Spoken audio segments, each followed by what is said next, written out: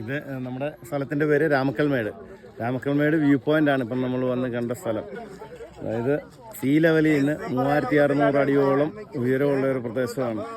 പിന്നെ ഇന്ത്യയിൽ തന്നെ ഏറ്റവും കൂടുതൽ കാറ്റ് വീശുന്ന സ്ഥലങ്ങളിൽ ഒരു സ്ഥലമാണ് രാമക്കൽമേട്. അതെയോ?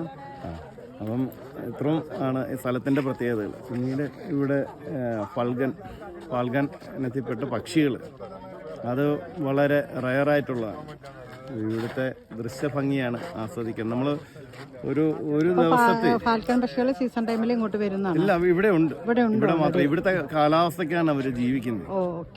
പിന്നീട് അടുത്തെന്ന് പറഞ്ഞാൽ ഇവിടുത്തെ ദൃശ്യഭംഗി കാണുക എന്നുള്ളതാണ്. നമ്മൾ എത്ര തവണ ദിവസം എത്ര തവണ വന്നാലും ഓരോ തവണ വരുമ്പോഴും ഓരോ അനുഭവമാണ് ഇവിടെ. കാഴ്ചകൾ മഞ്ഞ് മൂടിയതും അല്ലാതെയുള്ള കാഴ്ച വിസ്മയം. അതുകൊണ്ടെന്ന് വെച്ചാൽ നമ്മൾ ഒരിക്കലും ഞങ്ങൾ പോലും മടുക്കുകയല്ല. ഇവിടെ വരുമ്പോഴത്തേനും കാണാൻ ഇഷ്ടപ്പെടുന്നുണ്ട്. എപ്പോഴും ഒരു ദിവസം 5 തവണ അല്ലെ 4 തവണ നമ്മൾ ഇവിടം വരെ വന്നാൽ. പാറയുടെ പ്രത്യേകത എന്താ? അവിടെ ഒരു പാറ കണ്ടല്ലോ, അതാണ് രാമക്കല്ലെന്ന് പറയുന്നത്. രാമക്കല്ലിന്റെ ഐതിഹ്യം എന്ന് പറയുന്നത് രാമക്കൽമേട് എന്നുള്ള പേര് ലഭിച്ചത് തന്നെ ശ്രീരാമൻ വനവാസകാലത്ത് ശ്രീരാമൻ ശ്രീലങ്കയ്ക്ക് പോയ വഴിക്ക് അദ്ദേഹത്തിന്റെ കാൽപാദം ഇവിടെ സ്പർശിച്ചു എന്നാണ് ഐതിഹ്യം പറയുന്നത്. അങ്ങനെയാണ് രാമക്കൽമേട് എന്നുള്ള പേര് ഈ സ്ഥലത്തിന് വന്നിരിക്കുന്നത്. അപ്പം കടൽ ഇറങ്ങിപ്പോയതായിട്ടുള്ള ആണ് ഐതിഹ്യം പറയുന്നത്.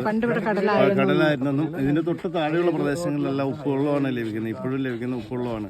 ബോർവെല്ലിൽ നിന്നെല്ലാം വരുന്ന ഉപ്പുവെള്ളമാണ്. അപ്പം അങ്ങനെയുള്ള ഒരു ഐതിഹ്യമാണ് രാമക്കൽമേടിനുള്ളത്. മറ്റുള്ളവർക്ക് വേണ്ടി പേര് ബിനേഷ്.